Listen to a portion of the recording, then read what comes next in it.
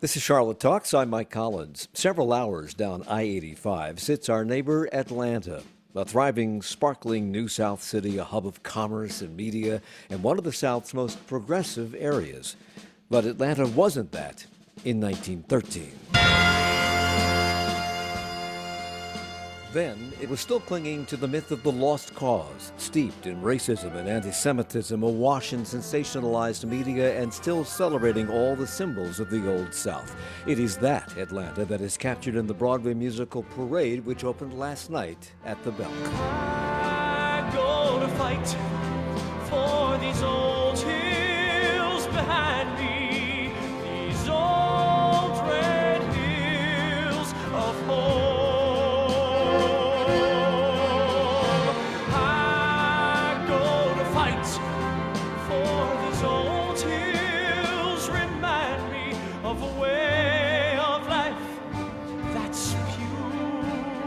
Of the truth that must endure in a town called Marietta in the old red hills of home. It is against that backdrop that Parade, the work of playwright Alfred Uhry and composer Jason Robert Brown, unfolds. It explores the true story of Leo and Lucille Frank, whose middle-class Jewish life in Georgia's capital city becomes a roller coaster ride following an unspeakable crime, an accusation of murder, and an ensuing trial, culminating in vigilante justice, which is anything but. She died a noble death, without a splotch or a blemish upon her. Your Honor, I've done my duty. I have no apologies to make. There will be but one verdict in this trial. Guilty! Guilty. Guilty!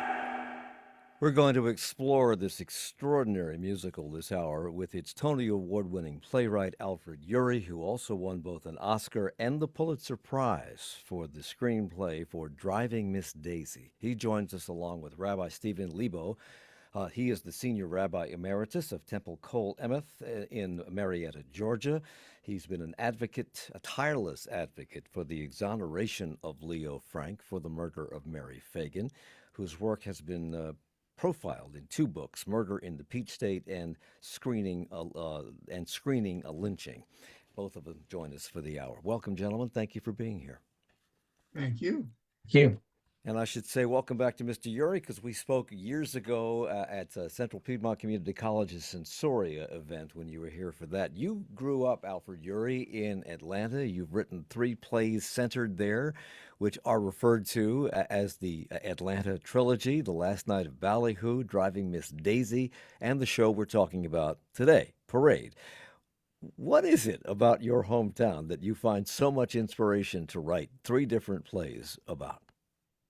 Well, I think it's because I was a very dramatic kid, and I put drama in everything I heard, saw, and when it came time, the old saw about writing is write what you know, and man, that is what I knew, and I had kind of a messed up Jewish childhood. We had Easter egg hunts and Christmas trees, and no bar mitzvahs and no seders. So I was confused, to say the least. And I found that was something I could write about. So I have.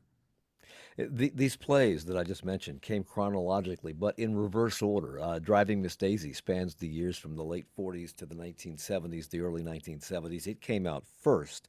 Then that was followed by The Last Night of Ballyhoo, which takes place on the opening night of Gone with the Wind in Atlanta in 1939.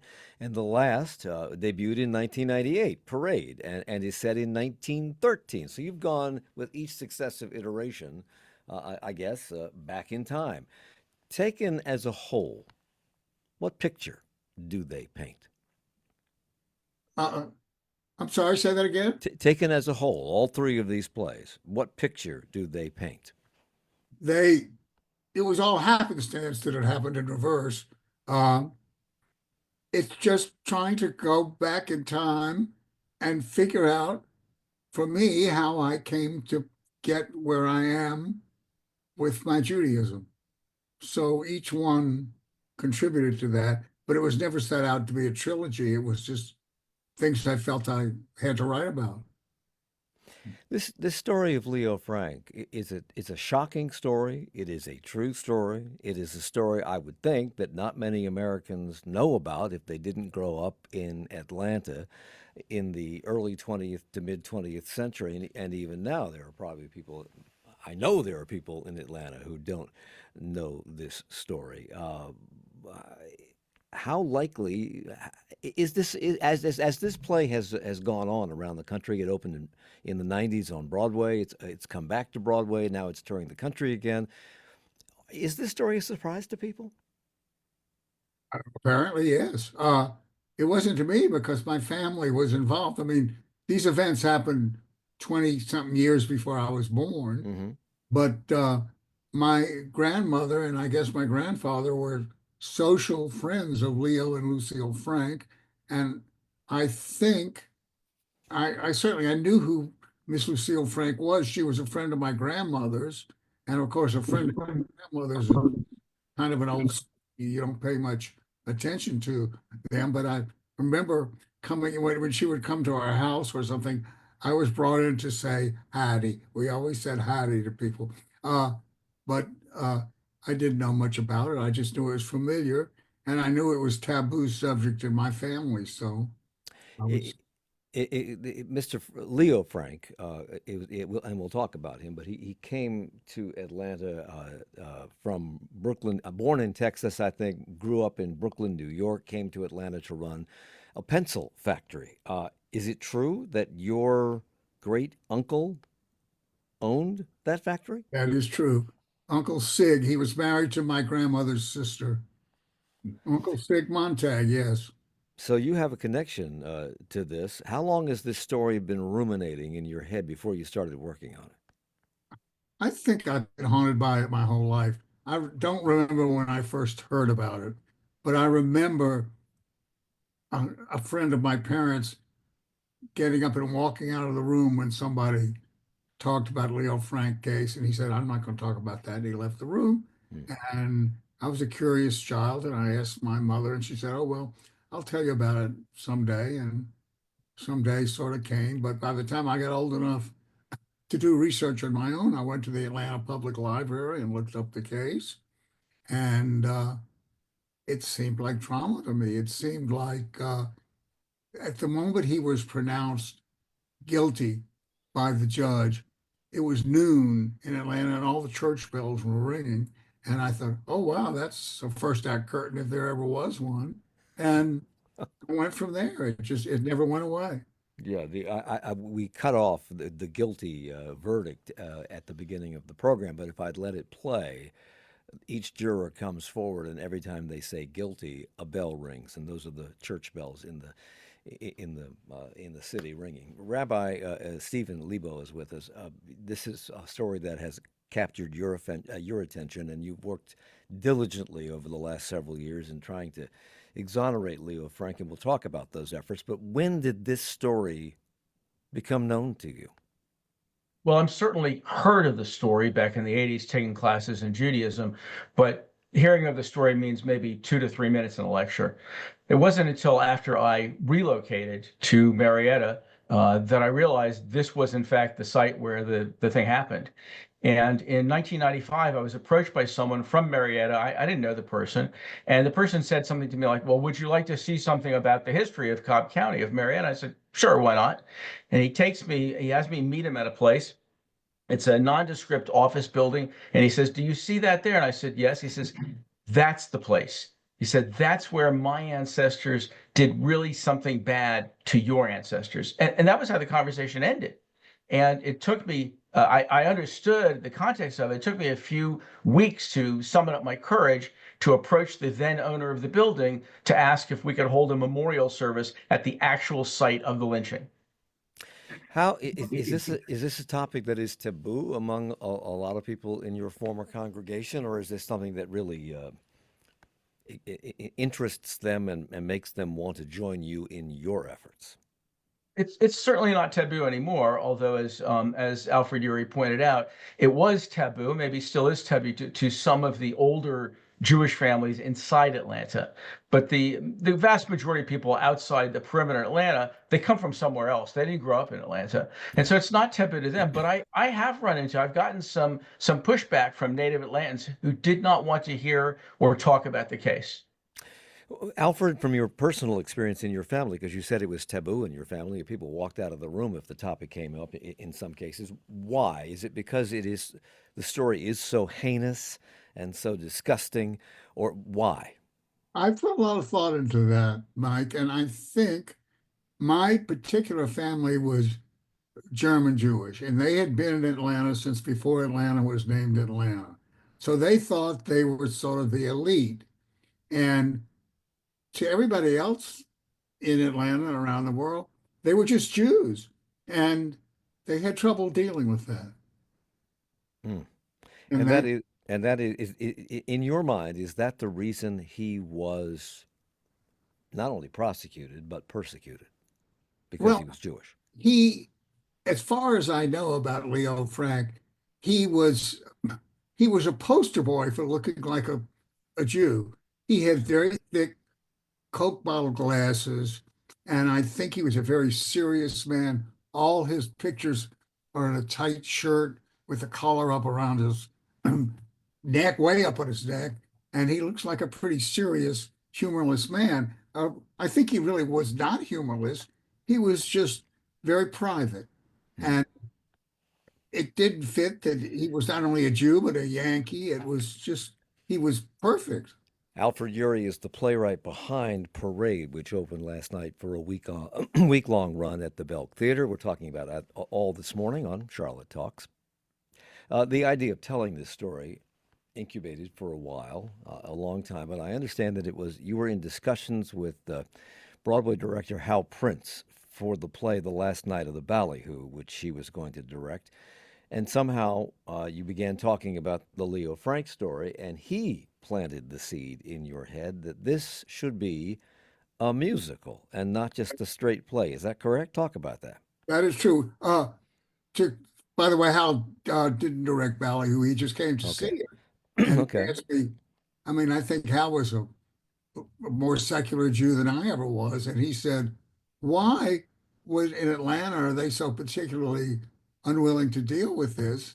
And I said, "I guess it's because of the Leo Frank case." And he said, I know about that, but fill me in. What was it?" So I told him. He put his glasses on top of his head and he said, "That's a musical." And I said, "It is?" And he said, "Yes." And in my memory, he dials to his friend, calls Stephen Sondheim on the phone, and he says, "You want to work with me and Alfred on this?" And apparently on the other end, he said yes. So for 2 weeks, Sondheim was my collaborator on Uh, we per. ha- we have to come back. We have to take a break, and I want to come back to that because this could have been a Stephen Sondheim musical, and I think had it been, it would have taken on different characteristics. But it became your work with Jason Robert Brown, and it kind of put him on the map. And we'll talk about that, and we'll talk more about Parade and about Leo Frank as well with Alfred Uhry, the playwright, and Rabbi Steven Lebow.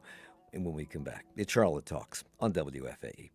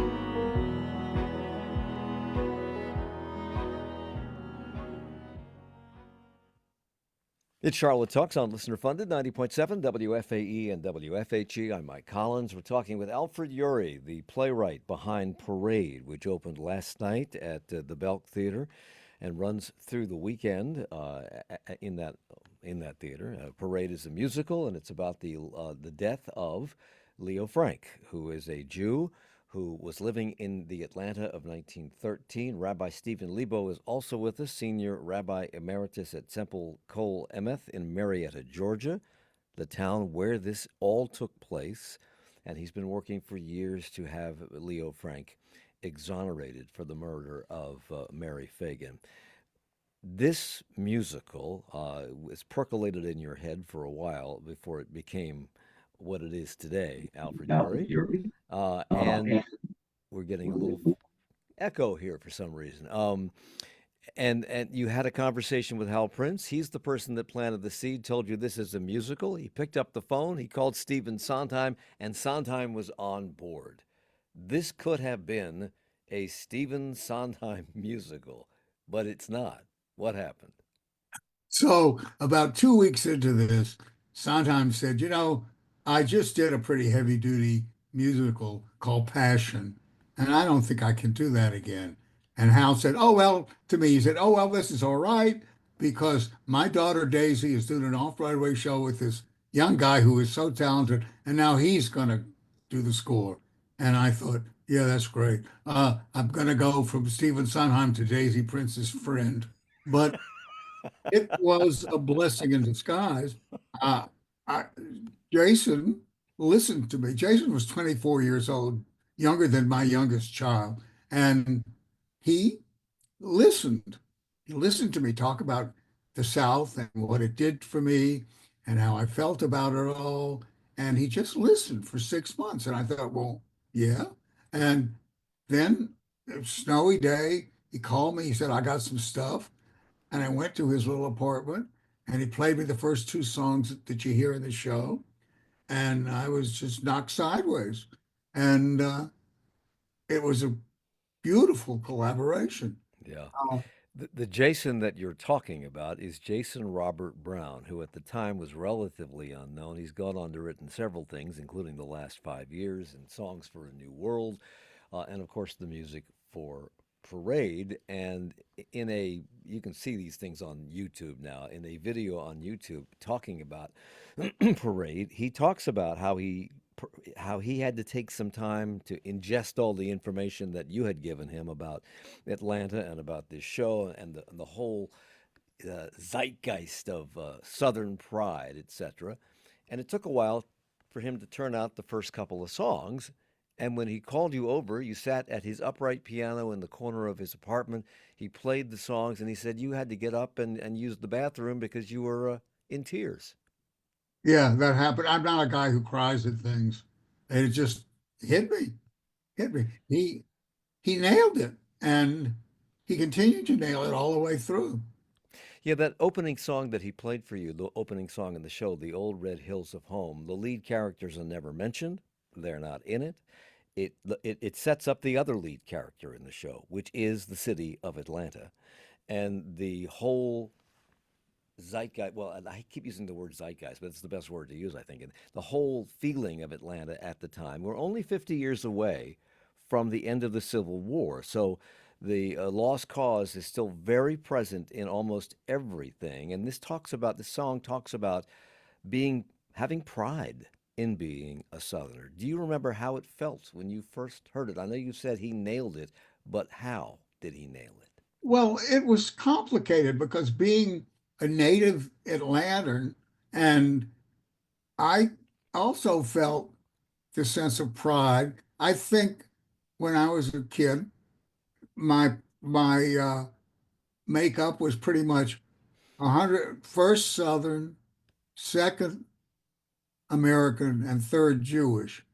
And that's the way it was for me, from the way I was born. And this hit all of that because I love the South. I still do. And it's very conflicted. And Jason got that Yeah. conflict that I was talking about. And I remember telling him that every time I flew home to Atlanta, I really thrilled when the plane is landing and I could see those red clay hills. And he picked up on all that and added a huge amount of dimension. It is a stirring anthem. We're going to hear it a little bit later on in the program, but it is a stirring anthem that tells you everything you need to know about the setting and the time that this play takes place. Rabbi, I'm assuming, I'm going to make a leap of faith here, that you have seen Parade. I have seen it, and I plan to Okay. see it when it comes to Atlanta next week. So musicals have grown up a lot in their time, and they've morphed from comedies with dancing girls to vehicles that really can tackle difficult, deep topics and breathe emotion into them through the music. And matter of fact, there are some stories that perhaps are better told, as perhaps is the case here, as a musical and not a straight play. This is one of them. Given your long involvement in your efforts to exonerate Leo Frank, what are your thoughts about this work? What were your first impressions when you saw it the first time? My first impression, and not to pander too much to Alfred Uhry, but it's a thing of genius. It takes history and literally unpeels history as if it were an onion, and each layer in the Leo Frank case is just one more layer of that onion. So ultimately, and there's many ways to look at Parade. You look at it as a love story between Leo and Lucille. The other way to look at it is simply the concept of justice. And so the play reminds us that justice is the debt that the present owes the future, that Leo Frank never got justice. Justice delayed was justice denied. And that the play brings that home. Parade brings that home. Yeah. I don't want to go into great detail about this because I want people to go and see it and be surprised by what they learn in the course of seeing it. But Leo Frank was pardoned in 1986. This all took place in the early 1900s, 1913 to 1915, I think. Historians largely believe now that he was innocent, and we will talk about that. But first, tell us who Leo and Lucille Frank were, Rabbi.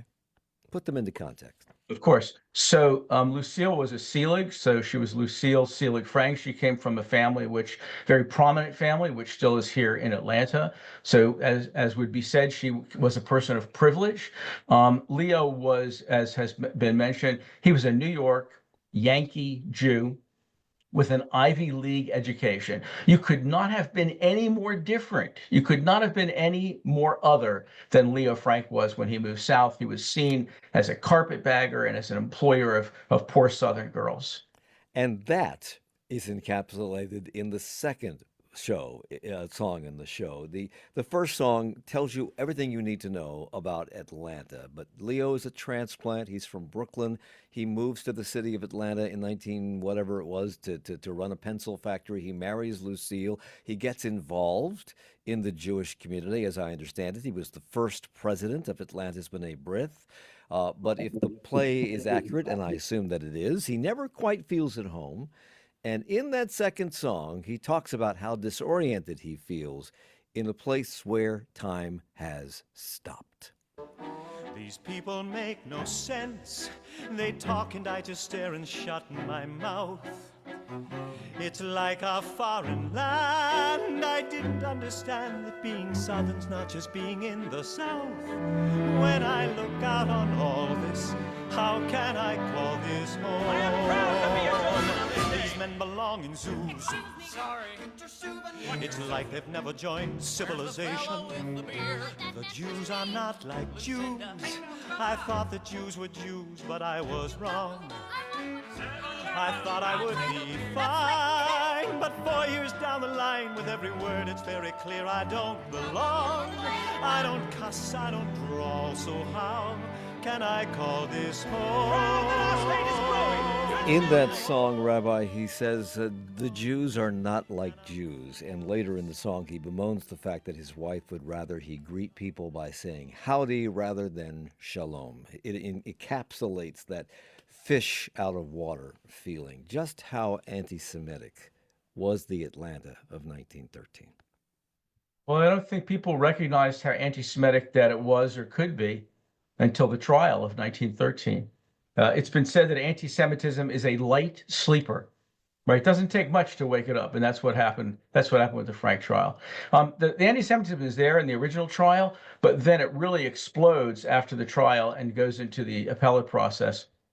And there's tremendous anti-Semitism immediately after the trial, in which people called for Frank's death. She has, because she grew up there, Alfred, she has become acclimated to the South. She thinks of herself as you did, as I think a Southerner first and a Jew second. I get the impression she's not even particularly practicing, but that we don't go into great detail about that aspect of her character. He, on the other hand, is exactly the opposite because he grew up in this area of the country where if you're Jewish, and you embrace it, and it's part of the culture. How much of her character comes from your experience in life? You talking to me? Yes. Uh, well, it's all I had to go on, except she was the same. She was, I sort of used my grandmother, and uh, I used my mother, who didn't have much religion. I don't really know what the Selig family. I'm still one of my oldest, dearest friends is the Selig family. They were very prominent and very much like my own family, and I think Lucille in my show says I'm a Georgia girl, and I was a Georgia boy. It's a very conflicted, complicated Yeah. thing, which I don't completely understand. Parade deals with anti Semitism, it deals with racism, it deals with the beginnings of people calling into question the idea of child labor, the wisdom of child labor, and it deals with a sensationalized press working to inflame passions around this murder of 13-year-old Mary Fagan, one of the factory workers in Leo Frank's factory. The Klan is involved in this, and therefore, so is white supremacy. Alfred Uhry, talk about the process of taking all of this, all of these historical facts, and this tragic story, and turning it into a musical. Well, in working on it, Jason and I realized there was much too much material to try to cram it all into a musical, and people are going to sing and deal with all this stuff. So we managed to shave it down to essentials. The thing that really drove me was really Hal's pushing me to examine the relationship of Lucille and Leo. And I did that through letters the letters that he wrote to her at the beginning were, "My dear Miss Selig," and this and all that, very serious. I planned to do. By the time he was imprisoned, it was letters that started off, "Hey, honey," and they fell in love with each other through adversity, and she became this 23-year-old sheltered Jewish girl, became kind of an Eleanor Roosevelt, fighting for her husband's Yeah. life. At a time when women were meant to be in the background, not in the foreground, and Exactly. she takes the bull by the horns in the second act of this play, and almost succeeds in saving him. In fact, she probably would have succeeded in saving him. You won, Alfred Uhry, the Tony for the best book for a musical for Parade, and your collaborator, composer Jason Robert Brown, won for best score in the late '90s. He had a couple of shows before Parade, but this was the one that put him on the map. And is that with any good modern musical, the book, the script, the music, the lyrics, they're all perfectly intertwined. But I would imagine the process of getting it there was anything but easy. How did the two of you, you and Jason, work together with Hal Prince to make this what it has become? Uh, I think, like in any theater production, this one worked. There was a little magic sprinkled into our relationship. The fact that he was so much younger and so much more savvy about what he wanted music to sound like, and yet so respectful of my position. We really listened to each other and helped each other, and that doesn't always happen in collaboration. And I saw the original staging of this, the Hal Prince staging of this, at the Fox in Atlanta. And then the production that is touring the country now is a relatively new staging. It's the revival. Which one do you like better? Uh-uh. Not going there.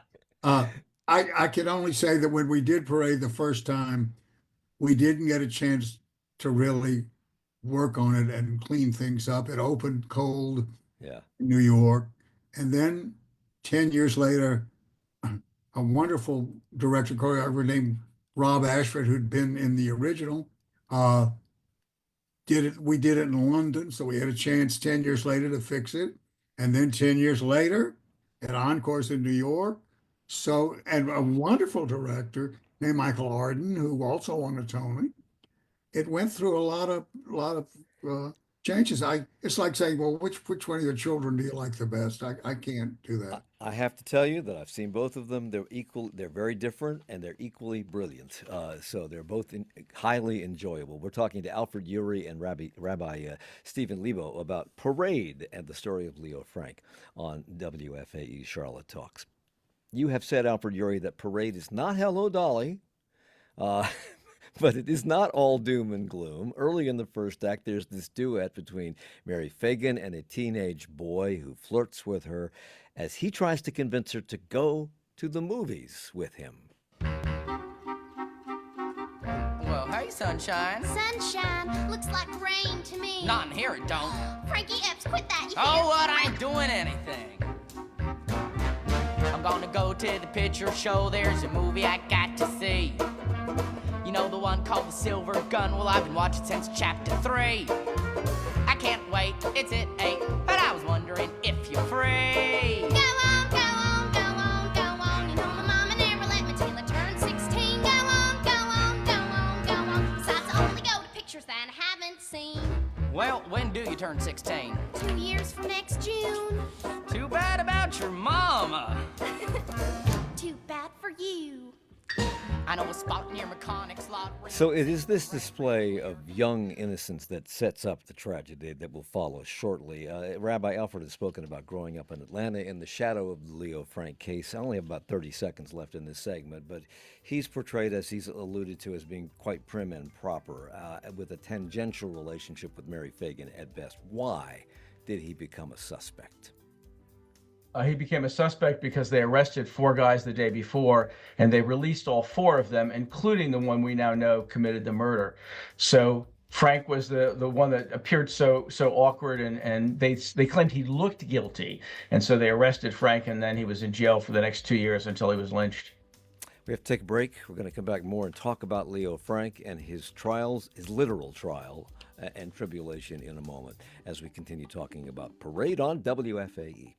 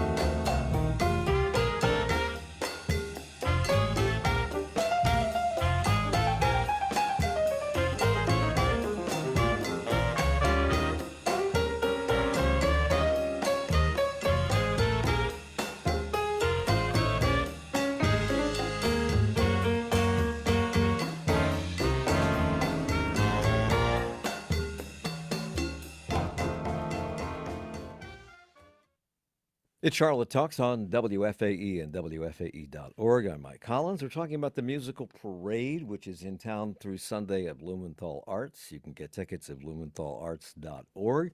And we're talking about it with the Tony Award-winning playwright, Alfred Uhry, whose work on that play with Jason Robert Brown, who won a Tony for Best Musical, is just astounding. He's also the person behind Driving Miss Daisy. He wrote that. He wrote The Last Night of Ballyhoo. He wrote The Robber Bridegroom, another very popular musical. Rabbi Steven Lebow is also with us, Senior Rabbi Emeritus at Temple Kol Emeth in Marietta, Georgia.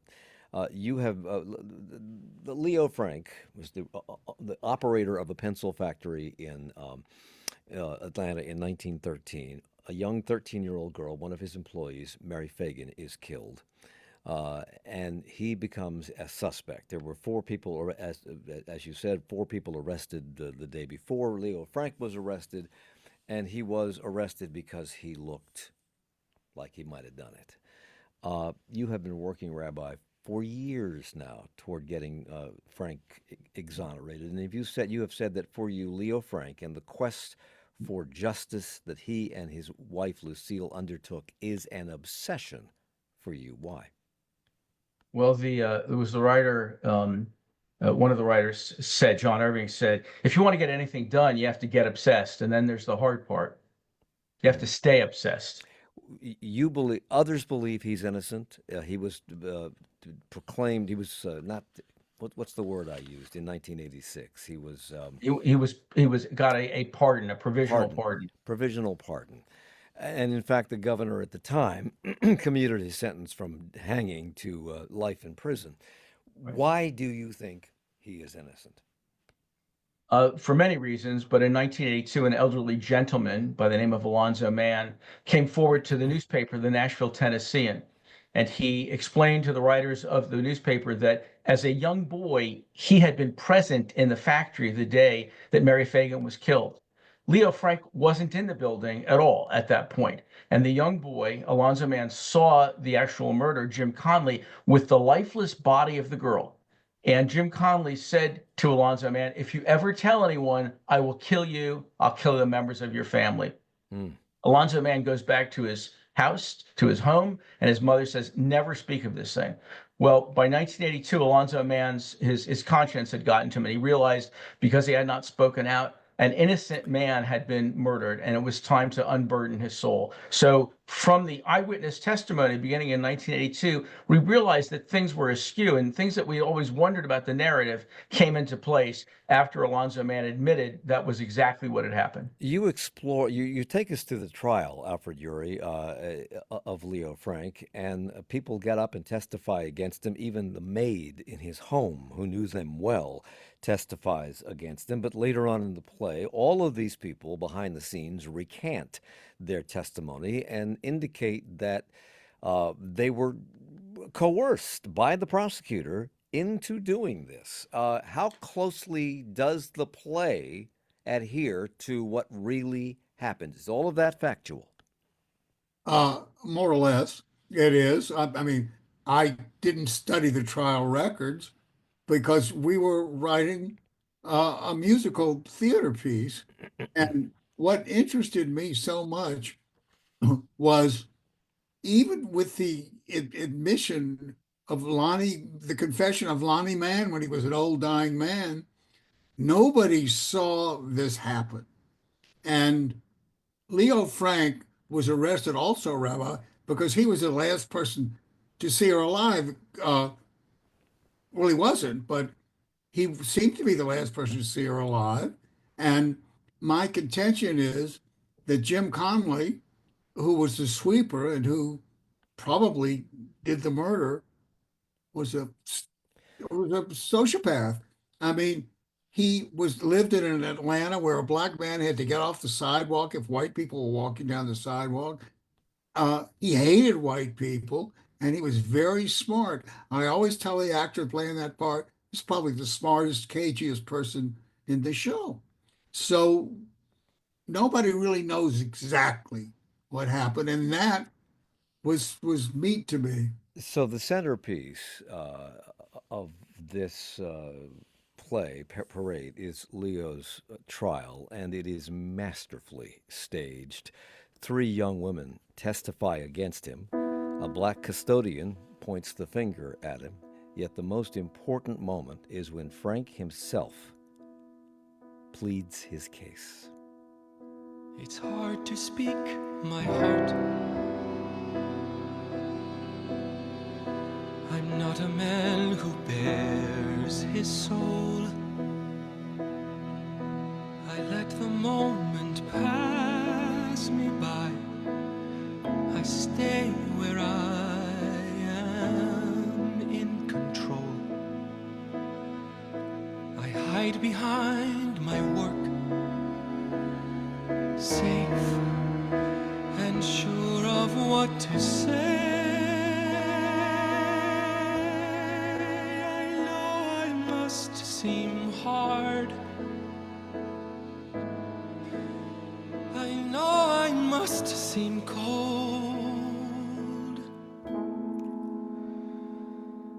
I never touched that girl. He sings later that he's just a little man who's scared and blind, too lost to find the words he needs. And he makes the accusation that the people testifying against him, as well as the stories reported in the paper, are meant to scare people about him. This is something that still goes on today. How closely is that song based on whatever Leo Frank had to say? Because in the state of Georgia, as the play points out, a person in a death penalty trial can't testify, but they can make a statement. So how closely does it adhere to what he may have said in the trial, Alfred? I have no idea. That Jason wrote a song that that clarified the moment beautifully, and there comes a point when you're writing that you're just right. I don't know what he really said. I do know that all the people that came to the trial and to speak for him were like all these intellectuals, and the Georgia people didn't want to hear that stuff. All these Yankees saying, oh, he's a this and he's a that, but he was a Jew He's a and Jew. worked against him. And the whole thing to me was always very gray. There was no black and white, but there was. It's such a swirling, complicated story that's where the meat for theater lies. So And Mary Fagan's mother has a song. She testifies at the trial and then stands up and says, I forgive you, Jew, which sets the tone for what's really going on behind the scenes. If Leo Frank is a suspect because of his being a Yankee Jew, blacks are even further down the ladder. Jim Connolly, who you've talked about, Alfred, is a custodian, testifies against Leo Frank, and the jury believes him. Why? he was a charismatic man. The testimony was very lifelike, and he never backtracked. He never said anything except the same thing over and over and over again down the years. Uh, it didn't look fishy to a Georgia jury. It didn't look fishy. It looked clearly that there was this little Jew who did this. It was circumstantial evidence, all of it. Yeah. It's a tragedy. I mentioned earlier that, Rabbi, that Parade is kind of a roller coaster of emotions, and part of that is due to the frenzy surrounding his arrest, his prosecution, his eventual lynching, etc. Talk about the scene at the trial. Why was it so circus-like? Because there's no mass media at that point. The trial is literally the entertainment for people who are living in Atlanta. The courtroom was packed and crowded. It was very warm, so the windows of the courtroom were open. People could stand on the roofs of adjoining houses and buildings and look at the actual trial. And they were whipped up into a frenzy by a journalist by the name of Tom Watson. And Watson convinced people that Leo Frank was a crazed Jewish sex killer, and this was a story that inflamed the public. And of course, this is all captured in the score, which is why this musical is so marvelous. At one point, while waiting in his cell, Frank gets what he thinks is going to be good news. Oh, my sweet Lucille, how did you ever manage it? You don't know what any of this means? It means cancel all your parties. Forget your big parade. It means the crowds will not be cheering, so despite what you've been hearing, you can lay down your spade. It means my mother can't stop crying, my rabbi's eulogy can wait. It means that Dorsey can't stop beaming, and my cousin can't stop dreaming of his portion of my estate. It means no, this isn't over. No, the date's not set. No, I won't wake up tomorrow drowning in my sweat. It means I've got the greatest partner any man can get. It is Lucille's actions behind the scenes that not only bring that moment of hope, but also allow them both to fully appreciate what they have in each other, which, of course, allows Jason Robert Brown the opportunity to write another of the emotional ballads he's become known for. And I never knew anything at all. I never knew anything at all. Wasted time. All the million hours, leaves too high to touch, roots too strong to fall. All the days gone by to never show I love you so, and I never knew anything at all. I never knew anything at all.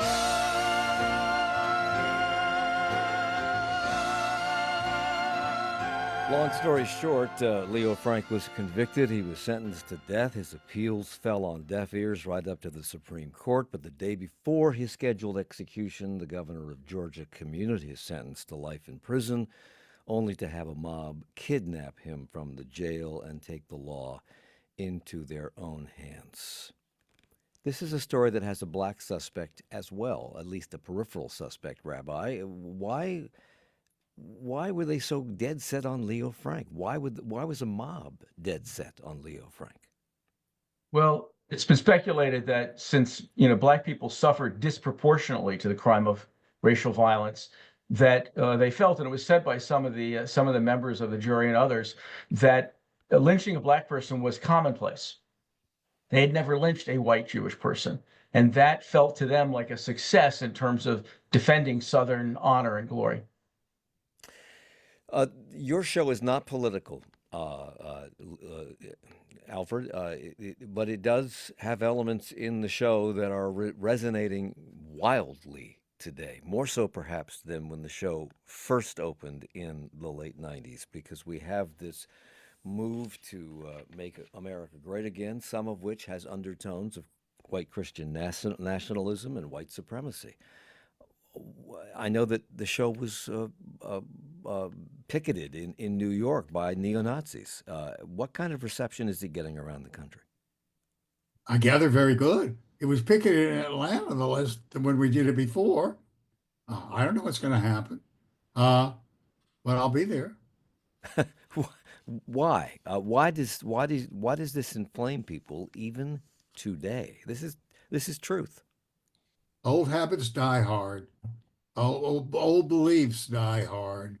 And don't forget that the South in 1913 was conquered land. It was a lost cause. People gave their lives. People's fathers, grandfathers died for the Confederacy. And they were overrun by Yankees. So there was a lot of bitterness. I hope most of it's gone all these years later. We'll see. All encapsulated in Parade, the show we've been talking about today on Charlotte Talks on WFAE. What's the lesson to be learned here? Rabbi, you've been working feverishly to get him exonerated. The show comes out again. It is picketed again by some folks who disagree with the sentiment involved in it and who perhaps are anti-Semitic in their own right. What's the lesson here? The lesson is that we can't make the future good until we've made the past right. There's no statute of limitations on doing the right thing. And it's in the hands of the Fulton County prosecutor, as well as those in Georgia, to overturn that conviction because there's nothing that would stop us. We have to do it. It's the right thing to do. Clearly, if the play is even close to being accurate, all the people recanted their testimonies. Has this become so difficult over the years? In about 15 seconds, why is this so difficult? The past doesn't change. William Faulkner says in the South, the past is always the past. Wow. And it's always the present, evidently. Alfred Uhry, the great playwright who did Parade, and Rabbi Steven Lebow, who's working to exonerate Leo Frank, the character at the center of Parade at the Belk Theater, through Sunday. The work of our guests today, Alfred Uhry and Jason Robert Brown. I want to thank both of them for being here. Well, both Rabbi Lebow and Jason and Leo. Alfred Uhry for being with us. Leo Frank is not with us. And let's go out on the anthem that starts the show and ends the show, those old red hills of home.